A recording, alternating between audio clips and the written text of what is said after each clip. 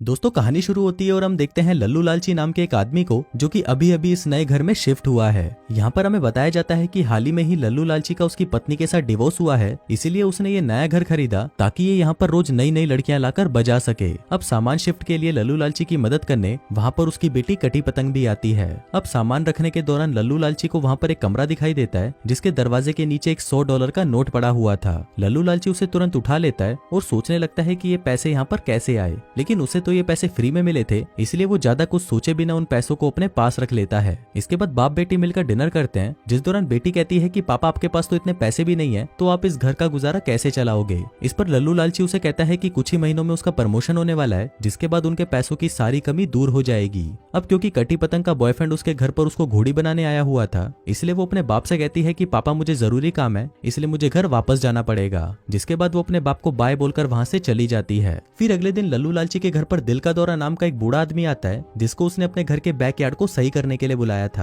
अब दिल का दौरा उसका पूरा बैकयार्ड देखता है और कहता है कि तुमने तो इस जगह की अच्छे से गांड मारी हुई है, इसलिए मुझे मेरी टीम को लेकर आना पड़ेगा। और वो उसे कुछ दिनों बाद में आने का बोलकर वहाँ से चला जाता है। फिर कुछ देर बाद वहाँ पर लल्लू लालची का एक दोस्त टिंकू जिया भी उससे मिलने आता है और वो दोनों वहीं पर बैठकर कुछ देर तक बकचोदियां पेलते हैं। टिंकू जिया कहता है कि यार अब तो तू दिन रात मुट्ठ मारकर ही काम चला रहा होगा, क्योंकि तेरी पटाखा बीवी तो अपने पड़ोसी कल्लू कालिया के साथ भाग गई। इस पर लल्लू लालची कहता है कि हाँ यार, उसका तो साला हमारे घर के माली जोगिंदर जहरीले के साथ भी अफेयर था, अच्छा ही हुआ मैंने उस छिनाल को छोड़ दिया।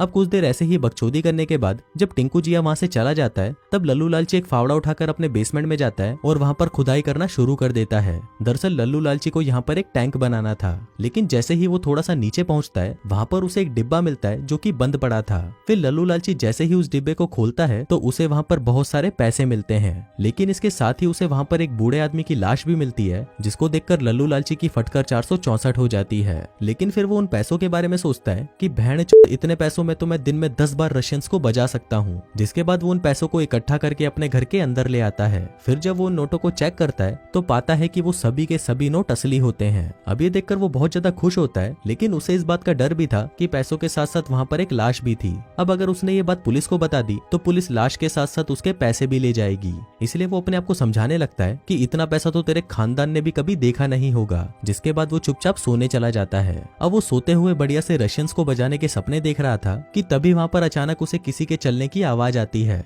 लेकिन जब वो चेक करने के लिए बाहर जाता है तो उसे वहाँ पर कोई नहीं मिलता। फिर अगले दिन वो ऑफिस जाता है, जहाँ पर वो अपने दोस्त से पूछता है कि अगर मेरे पास $2 मिलियन आ जाए तो क्या मैं उसे बैंक में जमा करा सकता हूँ। इस पर उसका दोस्त कहता है कि तू चूतिया हो गया है क्या, अगर तूने ऐसा किया तो सभी तेरे से पूछेंगे कि तेरे पास ये पैसा कहाँ से आया, जिसके बाद पुलिस वाले तेरी गांड में डंडा घुसाकर तेरे सारे पैसे छीन लेंगे। अब ये बात सुनकर लल्लू लालची को समझ आ जाता है कि उसे ये पैसे छुपा कर रखने होंगे, लेकिन उसे अभी तक ये पता नहीं था कि आखिर ये पैसे हैं कितने। जिसके बाद वो घर आकर उन पैसों को गिनने लगता है। अब उसे पता चलता है कि उसके पास टोटल $3 मिलियन यानी कि 22 करोड़ रुपए हैं। अब वो उन पैसों को उसी रूम के पास रख देता है जहाँ पर उसे शुरू में $100 मिले थे। अब उसके दिमाग में बार बार यही चल रहा था कि उसे इस बारे में बता देना चाहिए, क्या पता उस आदमी के परिवार वालों को इन पैसों की जरूरत हो। लेकिन तभी उसके अंदर का लालच कहता है कि उस आदमी की बहन की सड़ी, ये पैसे मुझे मिले हैं, इसलिए ये पैसे मैं अपने पास ही रखूंगा। इसके बाद वो फिर से सोने चला जाता है, लेकिन तभी उसकी फिर से आंख खुल जाती है और उसे लगता है कि शायद उसके घर में फिर से कोई आ गया है। वो एक बेसबॉल बैट लेकर किचन में जाता है, लेकिन वहाँ पर उसे कोई नहीं मिलता।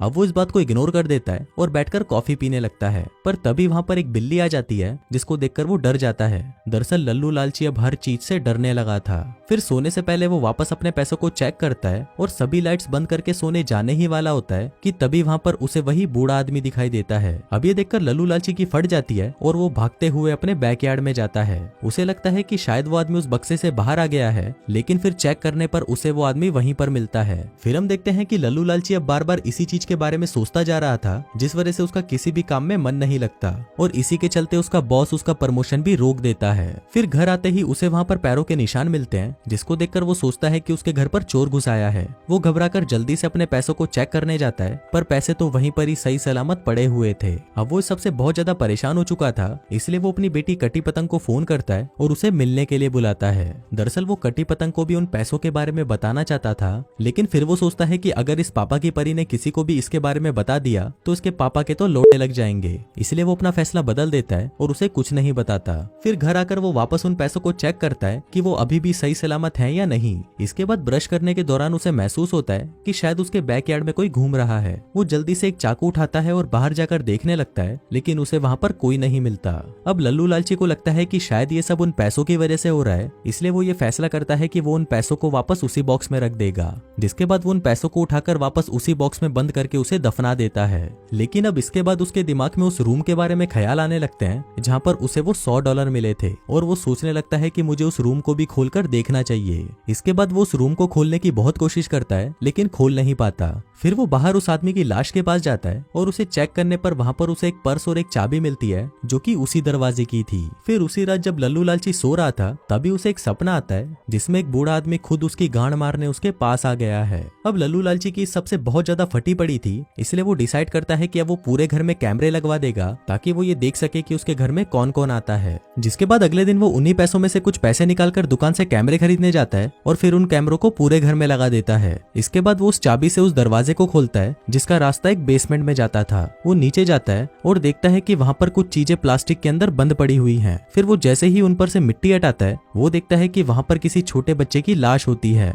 अब ये देखकर उसकी फटकर 464 हो जाती है। जिसके बाद वो ऊपर आकर पुलिस को फोन करने लगता है, लेकिन तभी वो उन पैसों के बारे में सोचकर एक बार फिर से रुक जाता है। फिर रात को सोते वक्त उसे फिर से वहाँ पर किसी के चलने की आवाज आती है, जिसके बाद वो तुरंत उठकर घर में लगे कैमरे की रिकॉर्डिंग को चेक करने लगता है। फिर वो देखता है कि वहाँ पर वही बूढ़ा आदमी उस गेट के आगे खड़ा हुआ है। अब ये देखते ही लल्लू लालची की खड़ी लुल्ली मुरझा जाती है और उसे कंफर्म हो जाता है कि ये काम यही बूढ़ा आदमी कर रहा है। फिर लल्लू लालची उसे मारने के लिए भागकर उसके पास जाता है, लेकिन तब तक वो बूढ़ा आदमी वहाँ से जा चुका होता है। फिर लल्लू लालची वापस अपने बैकयार्ड में जाकर उस डब्बे को खोलता है, लेकिन वो बूढ़ा आदमी तो अभी भी वहीं पर लेटा हुआ था। लल्लू लालची उसे पकड़ लेता है और उसे कहता है कि भोसड़ी के अगर तेरी गांड में दम है तो वापस खड़ा होकर दिखा। लेकिन वो बूढ़ा आदमी तो मरा हुआ था और वो उसे कोई जवाब नहीं देता। अब परेशान होकर लल्लू लालची वहीं पर ही सो जाता है, लेकिन सुबह जब उसकी आंख खुलती है तो वो देखता है कि वो तो उस बूढ़े आदमी को गले लगाकर सोया हुआ था।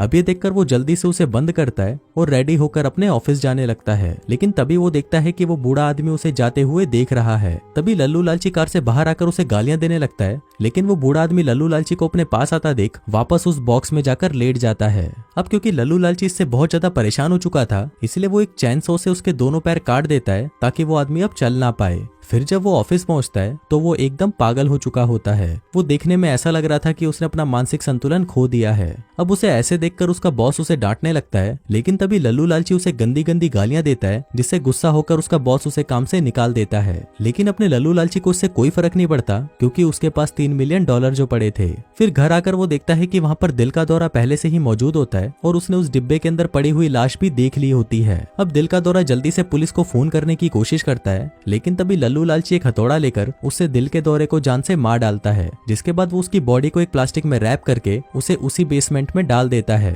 अब उसे इस बात का बहुत दुख था कि उसने किसी की जान ली है, लेकिन तभी उसे उसका बुरा साइड समझाने लगता है कि दिल का दौरा तो तेरे पैसे चुराने आया था, इसीलिए ही तो तूने उसे मार डाला, इसलिए तूने जो भी किया बिल्कुल सही किया। फिर रात को सोते वक्त उसे फिर से किसी के चलने की आवाज आती है और चेक करने पर वहाँ पर वही बूढ़ा होता है जो कि किचन में भटक रहा था। अब लल्लू लालची उसे मारने के लिए नीचे किचन में जाता है, लेकिन हम देखते हैं कि वहाँ पर तो उसका दोस्त था जो उससे मिलने आया था। लेकिन लल्लू लालची को लगता है कि शायद ये वही बूढ़ा आदमी है, इसीलिए वो उसे भी मार डालता है। जिसके बाद वो उसकी बॉडी को भी उसी बेसमेंट में डाल देता है। अब इसके बाद से लल्लू लालची को बार बार यही फील होने लगता है कि कोई उसके पैसे चुरा लेगा, इसलिए वो डिसाइड करता है कि वो उन पैसों को बॉक्स से निकालकर वापस अपने घर में ले आएगा। जिसके बाद वो उन पैसों को वहां से निकाल लेता है और घर के अंदर ले आता है। लेकिन अब दिन ब दिन उसका दिमाग और भी ज्यादा खराब होने लगता है। वो उन पैसों के साथ बातें करने लगता है, उनके साथ खाना खाता है और उनके साथ गेम्स खेलता है। फिर अगली सुबह उसके घर का गेट नॉक होता है और वहाँ पर उससे मिलने कोई आया होता है। दरअसल ये उसकी बेटी का बॉयफ्रेंड था, लेकिन लल्लू लालची को लगता है कि शायद ये उसके पैसे चुराने आया है, इसलिए वो उसे भी मारकर उस बेसमेंट के अंदर डाल देता है। फिर कुछ देर बाद वहाँ पर कटी पतंग भी पहुंच जाती है और अपने बाप से पूछती है कि क्या यहाँ पर मेरा बॉयफ्रेंड आया था। लल्लू लालची कहता है कि हाँ, वो नीचे बेसमेंट में बैठा है। जिसके बाद वो उसे खींचकर नीचे बेसमेंट में ले जाता है। अब वहाँ पर इतनी लाशें देखकर कटी पतंग की फट जाती है, लेकिन तभी लल्लू लालची उसे पीछे से मारकर बेहोश कर देता है और उसे वहां पर बांध देता है। फिर जब कटी पतंग को होश आता है तो लल्लू लालची उसे पूछता है कि बता छिनाल, बाकी के लोग कब आएंगे। दरअसल यहाँ पर लल्लू लालची को लग रहा था कि ये लोग उसके पैसे चुराने आ रहे हैं, इसलिए वो एक एक करके सबको मारता जा रहा था। इसके बाद वो उसे वहीं छोड़कर ऊपर आता है और तैयार होते हुए सोचने लगता है कि ये सब उन पैसों की वजह से हो रहा है, इसलिए अब मैं उन पैसों को जला दूंगा, जिसके बाद ना तो पैसे रहेंगे और ना ही किसी की जान जाएगी। फिर रात को वो उन पैसों को जलाने की कोशिश करता है, लेकिन वो ऐसा नहीं कर पाता। अब उसे कुछ भी समझ नहीं आ रहा था, इसलिए वो उन पैसों को लेकर उस बॉक्स में वापस रख देता है, जिसके बाद वो खुद भी उस बॉक्स में लेटकर जिंदा दफन हो जाता है। अब दोस्तों ये देखकर हमें पता चलता है कि शायद वो बूढ़ा आदमी भी यहाँ पर ऐसे ही आया होगा। वो भी उन पैसों को लेकर पागल हो गया होगा और उसने अपनी पूरी फैमिली को मारकर उनकी लाशों को बेसमेंट में डाल दिया होगा, जिसके बाद वो भी इन पैसों के साथ बॉक्स में दफन हो गया। वहीं दूसरी तरफ हम कटी पतंग को देखते हैं, जो कि ऐसे ही लटकी हुई थी, जिसके बाद शायद वो भी कुछ ही दिनों में मारी जाएगी। और दोस्तों इसी के साथ ही ये कहानी यहीं खत्म हो जाती है। दोस्तों इस फिल्म का नाम है डिगिंग टू डेथ और ये फिल्म आपको प्राइम वीडियो पर मिल जाएगी।